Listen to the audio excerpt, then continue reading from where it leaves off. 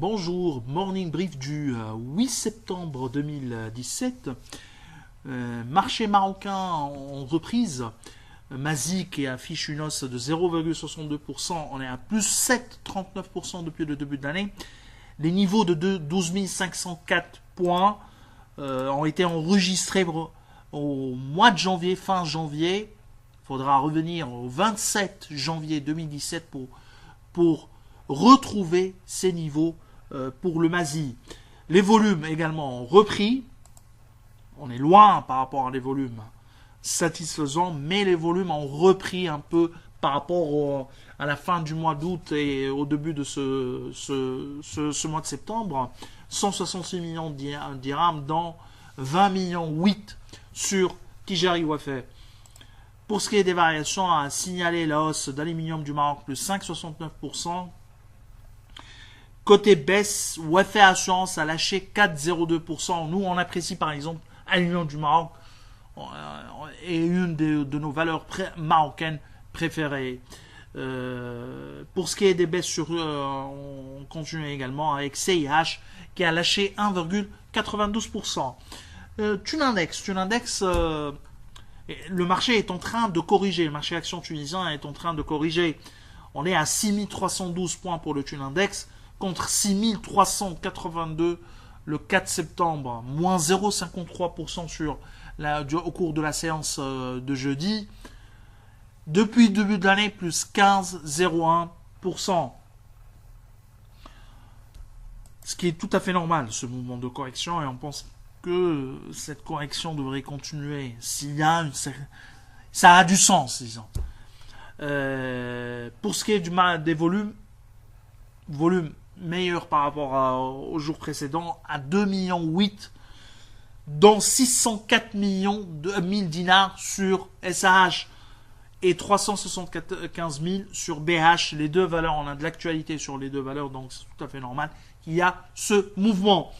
Côté hausse, Sotetel plus 2,99% à 3 dinars 1 est en train de faire du yo-yo à Sotetel, et il n'y a pas assez de profondeur malheureusement au niveau de son carnet, et c'est une de nos valeurs préférées.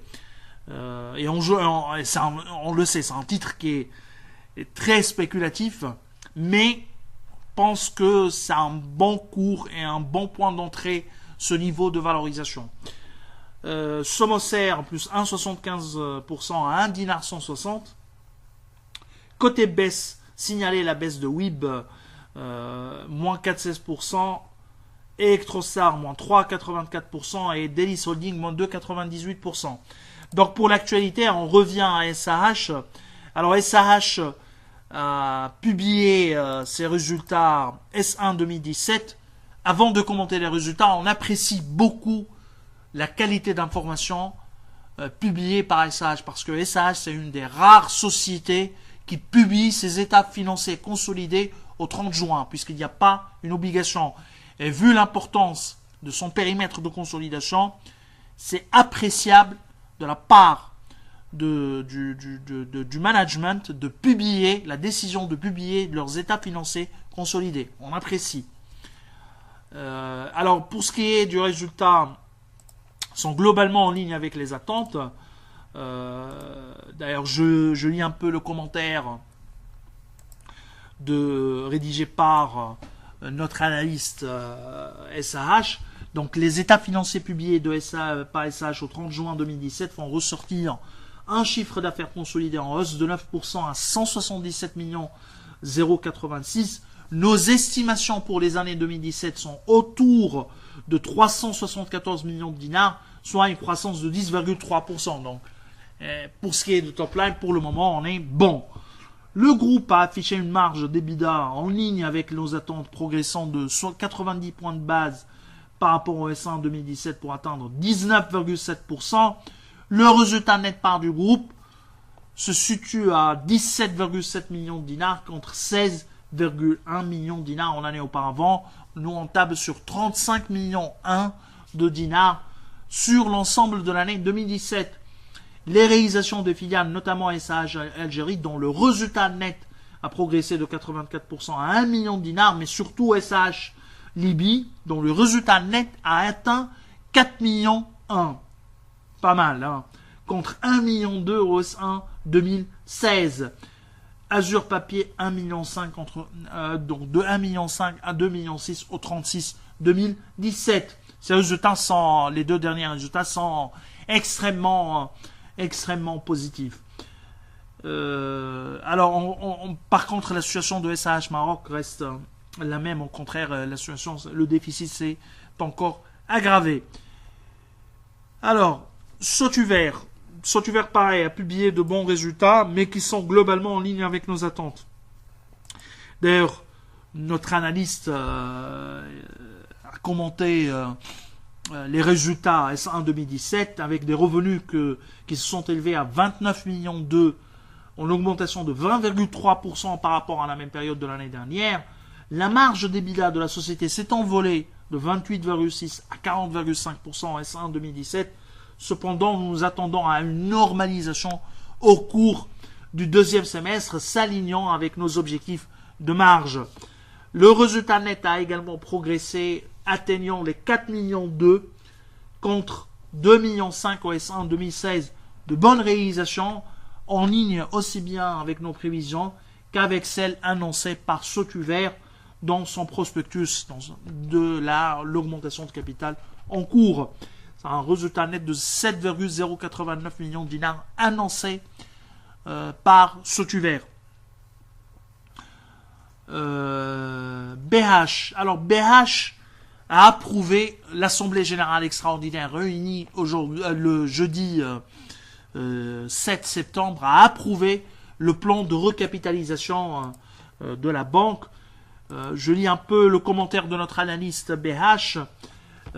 Donc, selon la banque qui a annoncé, qui pense ou qui estime que l'augmentation de capital servirait à améliorer les ratios prudentiels, mais cette amélioration reste à un niveau borderline, limite, parce que le ratio de solvabilité sera toujours légèrement au-dessus du seuil de 10%. Pareil pour le Tier 1, sauf en 2021, qui va dépasser les 8%. Autrement dit, c'est un ratio qui est vraiment limite. Elle va s'aligner avec les normes prudentielles. Mais on pense que probablement la banque aurait mieux fait de penser à une augmentation de capital encore plus importante. 150 millions de dinars aurait été un montant plus juste ou plus à notre avis, bien sûr.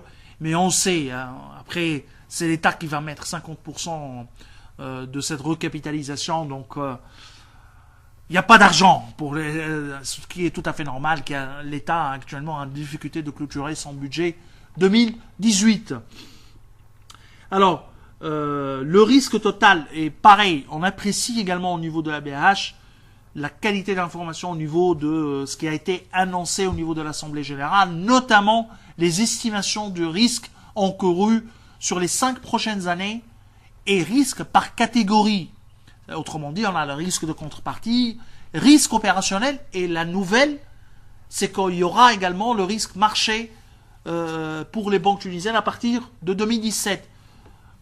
À titre de rappel, nos ratios de solvabilité, nos ratios Tier 1 tiennent compte d'un risque marché. Nous, on calculait déjà un risque marché, on rajoutait au risque publié par les banques tunisiennes le risque marché.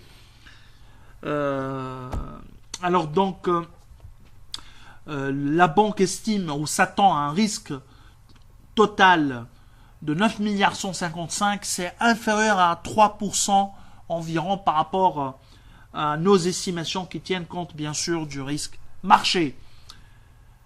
Alors je vous souhaite un excellent week-end. Au revoir à lundi.